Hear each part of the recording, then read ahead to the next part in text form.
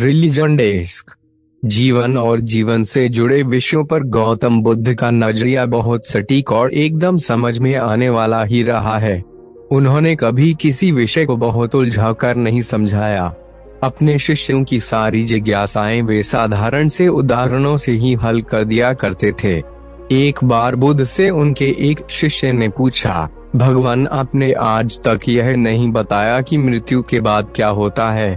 उसकी बात सुनकर बुद्ध मुस्कुराए। फिर उन्होंने उससे पूछा, पहले मेरी एक बात का जवाब दो। अगर कोई कहीं जा रहा हो और अचानक कहीं से आकर उसके शरीर में एक जहर भरा तीर लग जाए तो उसे क्या करना चाहिए? पहले शरीर में घुसे तीर को हटाना ठीक रहेगा या फिर देखना कि बाण किधर से आया है और किसे लक्ष्य कर मारा गया है? शिष्य ने कहा, पहले तो शरीर में घुसे तीर को तुरंत निकालना चाहिए, नहीं तो जहर पूरे शरीर में फैल जाएगा।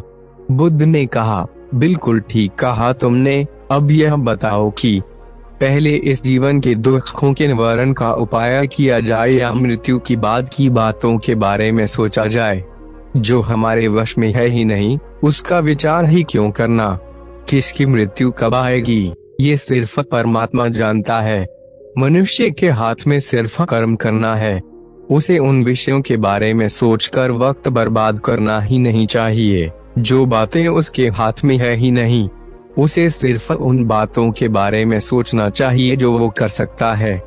शिष्य अब समझ चुका था और उसकी जिज्ञासा शांत हो गई।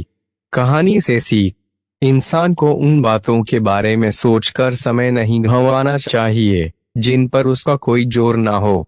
हमेशा उन बातों के बारे में ही विचार करें जो आपकी परेशानियों को कम कर सके, समाज को जिससे फायदा हो या किसी इंसान की मदद हो।